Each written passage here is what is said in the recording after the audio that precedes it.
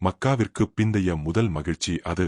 ஹிஜ்ரி 3ஆம் ஆண்டு ரமலான் மாதம் 15ஆம் நாள் கிறிஸ்துக்கு பின் 625 மார்ச் அன்று ஹசன் ரலியல்லாஹு அன்ஹு அவர்கள் மதீனாவில் பிறந்தார். முஸ்லிம்கள் மதீனாவிற்கு புலம்பெயர்ந்து பத்ரு போரின் வெற்றிக்குப் பிறகு நிலைபெறத் தொடங்கிய காலத்தில் பிறந்த முதல் பேரப்பிள்ளை இவர். இவரது பிறப்புச் செய்தியை கேட்டவுடன் பெருமானார் ஸல்லல்லாஹு அலைஹி வஸல்லம் அவர்கள் மிகுந்த மகிழ்ச்சியுடன் அன்னை பாத்திமா ரலியல்லாஹு அன்ஹா அவர்களின் இல்லத்திற்கு விரைந்தார்கள். தந்தை அலி ரலியல்லாஹு அன்ஹு அவர்கள் குழந்தைக்கு ஹர்ப், அதாவது போர்வீரன் என்று பெயரிட விரும்பினார்கள். சில அறிவிப்புகளில் ஹம்சா அல்லது ஜப்பர் என்று பெயரிட நினைத்ததாகவும் உள்ளது. ஆனால் பெருமானார் ஸல்லல்லாஹு அலைஹி வஸல்லம் அவர்கள் இவர் ஹசன், அதாவது அழகானவன், நற்குணவான் என்று பெயரிட்டார்கள். இது மூசா அலைஹிஸ்ஸலாம் அவர்களின் சகோதரர் ஹாரூன் அலைஹிஸ்ஸலாம் அவர்களின் மகனின் பெயரான ஷப்பர் என்பதன் அரபு மொழியாக்கம் என்று கூறப்படுகிறது. இஸ்லாமிய வரலாற்றில் இந்த பெயரை பெற்ற முதல் நபர் இவரே ஆவார். மறக்காமல் எம்மை சப்ஸ்கிரைப் செய்யுங்கள். நீங்கள் செய்யும் சப்ஸ்கிரைப், லைக் மற்றும் ஷேர் தான் இந்த வரலாறு இன்னும் பலரையும் சென்றடைய உதவும். சரி, வரலாற்றை தொடரலாம். பிறந்தவுடன் நபிகளார் ஸல்லல்லாஹு அலைஹி வஸல்லம் அவர்கள் குழந்தையின் வலது காதில் பாங்கும் இடது காதில் இகாமத்தும் சொன்னார்கள். ஒரு பேரிச்சம்பழத்தை மென்று அதன் சாற்றை குழந்தையின் வாயில் தடவி பரகத்திற்காக துஆ செய்தார்கள். 7வது நாளில் நபிகளார் ஒரு ஆட்டை அறுத்து அகீகா கொடுத்தார்கள். அன்னை பாத்திமா ரலியல்லாஹு அன்ஹா அவர்கள் ஹசனின் தலைமுடியை மடித்து அதன் எடைக்கு நிகரான வெள்ளியை ஏழைகளுக்கு தர்மம் செய்தார்கள். இமாம் ஹசன் ரலியல்லாஹு அன்ஹு அவர்களின் வாலிப பருவம் என்பது வீரம், விவேகம் மற்றும் முதிர்ச்சி நிறைந்த காலமாகும். நபிகளார் ஸல்லல்லாஹு அலைஹி வஸல்லம் அவர்களின் மறைவுக்கு பிறகு தனது தந்தை அலி ரலியல்லாஹு அன்ஹு அவர்களின் நிழலில் அவர் வளர்ந்த விதம் மற்றும் போர்க்களங்களில் அவர் ஆற்றிய பணிகள் மிக முக்கியமானவை.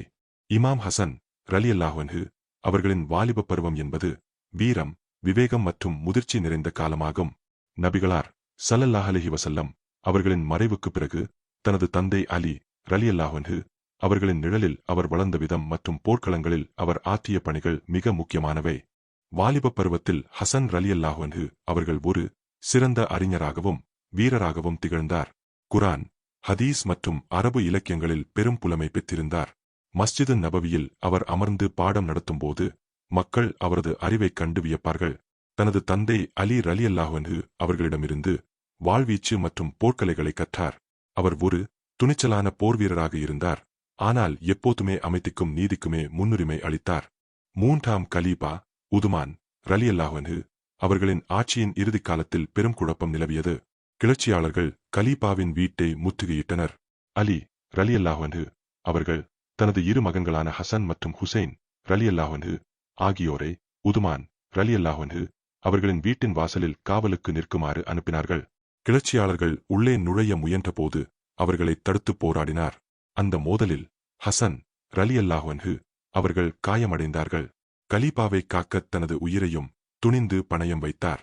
அலி ரலியல்லாஹு அன்ஹு அவர்கள் கலீபாவாக பொறுப்பேற்ற பிறகு நடந்த உள்நாட்டுப் போர்களில் ஹசன் ரலியல்லாஹு அன்ஹு அவர்கள் மிக முக்கிய பங்காற்றினார். ஜமல் போர். இந்த போருக்கு முன்னதாக கூபா மக்களின் ஆதரவை திரட்டுவதற்காக அலி ரலியல்லாஹு அன்ஹு அவர்கள் ஹசன் ரலியல்லாஹு அன்ஹு அவர்களை அங்கு அனுப்பினார்கள். தனது சொற்பொழிவாற்றலால் பல்லாயிரக்கணக்கான வீரர்களை ஒன்று திரட்டி தனது தந்தைக்கு பெரும் பலமாக திகழ்ந்தார். சிப்பீன் போர். முஆவியா ரலியல்லாஹு அன்ஹு அவர்களின் படைக்கு எதிராக நடந்த இந்த போரில் ஹசன் ரலியல்லாஹு அன்ஹு அவர்கள் ஒரு படைப்பிரிவுக்கு தலைமை தாங்கி வீரத்துடன் போரிட்டார்.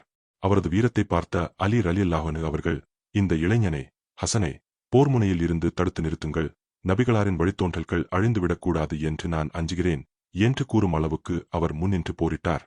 காவிரிஜ்கள் எனப்படும் பிரிவினருக்கு எதிராக நடந்த நாரவான் போரிலும் ஹசன் ரலியல்லாஹு அன்ஹு அவர்கள் தனது தந்தையுடன் இணைந்து செயல்பட்டார். இத்தனை போர்களில் பங்கேற்ற போதிலும் முஸ்லிம்களுக்குள் இரத்தம் சிந்துவதைக் கண்டு அவர் உள்ளம் வருந்தினார்.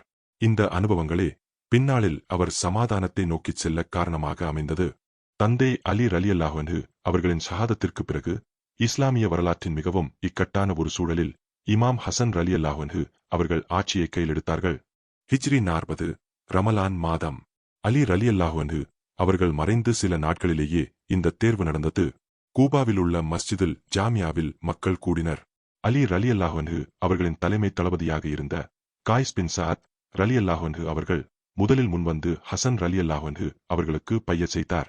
அவரைத் தொடர்ந்து சுமார் 40,000 பேர் ஹசன் ரலியல்லாஹு அன்ஹு அவர்களை 5வது கலீபாவாக ஏற்று பெய்யத் செய்தார்கள். ஹசன் ரலியல்லாஹு அன்ஹு அவர்கள் ஒரு நிபந்தனையுடன் ஆட்சியை ஏற்றார். நான் போர் செய்தால் நீங்களும் போர் செய்ய வேண்டும், நான் சமாதானம் செய்தால் நீங்களும் சமாதானம் செய்ய வேண்டும் என்பதே அது. மறக்காமல் எம்மை சப்ஸ்கிரைப் செய்யுங்கள். நீங்கள் செய்யும் சப்ஸ்கிரைப், லைக் மற்றும் ஷேர் இந்த வரலாறு இன்னும் பலரையும் சென்றடைய உதவும். சரி, வரலாற்றை தொடரலாம். நபிகள் நாயகம் ஸல்லல்லாஹு அலைஹி வஸல்லம் அவர்கள் கூறினார்கள், எனக்கு பிறகு கலீபா முறை ஆட்சி 30 ஆண்டுகள் இருக்கும். அதன் பிறகு முடியாட்சி ஏற்படும். அபூபக்கர் ரலியல்லாஹு அன்ஹு முதல் அலி ரலியல்லாஹு அன்ஹு வரை 29 ஆண்டுகள் 6 மாதங்கள் முடிந்திருந்தது. ஹசன் ரலியல்லாஹு அன்ஹு அவர்களின் 6 மாத கால ஆட்சி அந்த 30 ஆண்டுகளை முழுமைப்படுத்தியது. எனவே இவரே குலபாவுர் ராஷிதீன்களில், அதாவது நேர்வழி நின்ற கலீபாக்களில் இறுதியானவர் ஆவார். குறுகிய காலமே ஆட்சி செய்தாலும் மாகாண ஆளுநர்களை நியமிப்பதிலும் நீதித்துறையை சீரமைப்பதிலும் கவனம் செலுத்தினார். தந்தையின் கொள்கைகளை அப்படியே பின்பற்றி பைத்துல் மால், அதாவது அரசு கருவூல நிதியை ஏழைகளுக்கு சரியாக பங்கீடு செய்தார். அவர் ஒருபோதும் அதிகாரத்திற்காக ஆசைப்படவில்லை, மாறாக மக்களின் பாதுகாப்பையே முதன்மையாக கருதினார். ஹசன் ரலியல்லாஹு அன்ஹு கலீபாவான செய்தியறிந்த முஆவியா ரலியல்லாஹு அன்ஹு அவர்கள் அதனை ஏற்க மறுத்து மதீனா மற்றும் ஈராக் எல்லையை நோக்கி தனது படைகளை நகர்த்தினார். ஹசன் ரலியல்லாஹு அன்ஹு அவர்களும் தனது படைகளை திரட்டி மதாயின் என்ற இடத்திற்கு சென்றார். இரு பெரும் முஸ்லிம் படைகளும் நேருக்கு நேர் சந்திக்கும் சூழல் உருவானது. போர்க்களத்தில் தனது படையினரிடையே சில குழப்பங்கள் ஏற்பட்டதை ஹசன் ரலியல்லாஹு அன்ஹு அவர்கள் கண்டார். மேலும் போர் நடந்தால் ஆயிரக்கணக்கான முஸ்லிம்கள் மடிவார்கள் என்பதையும், அதனால் இஸ்லாமிய சமுதாயம் பலவீனமடையும் என்பதையும் அவர் உணர்ந்தார். முஸ்லிம்களின் ஒரு சொட்டு இரத்தம் சிந்துவதை விட எனது அதிகாரம் பறிபோவது எனக்கு மேலானது என்று கருதி சமாதான பேச்சுவார்த்தைக்கு ஹசன் ரலியல்லாஹு அன்ஹு அவர்கள் தயாரானார். வரலாற்றில் ஆமுல் ஜமாஆ, அதாவது ஒற்றுமை ஆண்டு என்று போற்றப்படும் இந்த நிகழ்வு இமாம் ஹசன் ரலியல்லாஹு அன்ஹு அவர்களின் விவேகத்திற்கும் தியாகத்திற்கும் மிகச்சிறந்த உதாரணமாகும். ஹிஜ்ரி 41இல் ஹசன் ரலியல்லாஹு அன்ஹு அவர்களின் படையும் முஆவியா ரலியல்லாஹு அன்ஹு அவர்களின் படையும் போருக்கு தயாராக இருந்தன. போர் நடந்தால் வெற்றி எவருக்கு கிடைத்தாலும் ஆயிரக்கணக்கான முஸ்லிம் வீரர்கள் மடிவார்கள், பல குடும்பங்கள் அனாதையாகும் என்பதை ஹசன் ரலியல்லாஹு அன்ஹு அவர்கள் உணர்ந்தார்.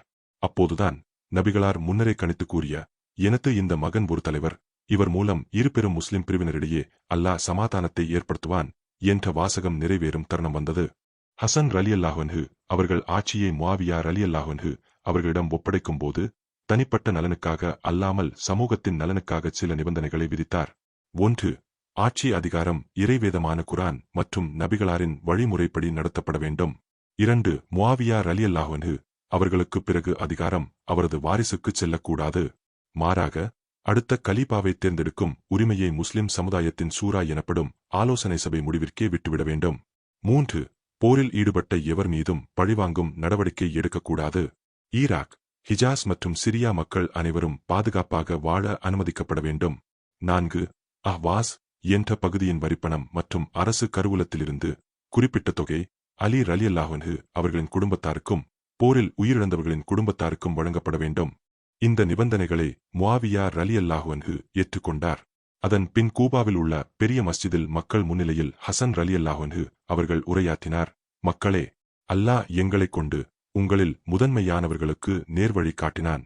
எங்களைக் கொண்டு உங்களில் இறுதியானவர்களுக்கு உங்களுக்குள் போர் நிகழாமல் இரத்த பாதுகாப்பை அளித்தான். இதோ நான் இந்த ஆட்சியை முஆவியாவிடம் ஒப்படைக்கிறேன். இந்த முடிவால் இஸ்லாமிய உலகம் சந்திக்கவிருந்த ஒரு மாபெரும் உள்நாட்டுப் போர் தவிர்க்கப்பட்டது. ஹசன் ரலியல்லாஹு அன்ஹு அவர்கள் நினைத்திருந்தால் தனது 40,000 வீரர்களைக் கொண்டு போரிட்டு ஆட்சியை தக்க வைத்திருக்க முடியும். ஆனால் மகுடத்தை விட மக்களின் உயிர் மேலானது என்று காட்டி வரலாற்றின் மிக உயரிய அரசியல் தியாகத்தை அவர் செய்தார். இந்த முடிவால் இஸ்லாமிய உலகம் சந்திக்கவிருந்த ஒரு மாபெரும் உள்நாட்டுப் போர் தவிர்க்கப்பட்டது. ஹசன் ரலியல்லாஹு அன்ஹு அவர்கள் நினைத்திருந்தால் தனது 40,000 வீரர்களைக் கொண்டு போரிட்டு ஆட்சியை தக்க வைத்திருக்க முடியும். ஆனால் மகுடத்தை விட மக்களின் உயிர் மேலானது என்று காட்டி வரலாற்றின் மிக உயரிய அரசியல் தியாகத்தை அவர் செய்தார். சில உணர்ச்சிவசப்பட்ட ஆதரவாளர்கள் முஸ்லிம்களை அவமானப்படுத்திவிட்டீர்களே என்று வருத்தத்துடன் கூறினார்கள்.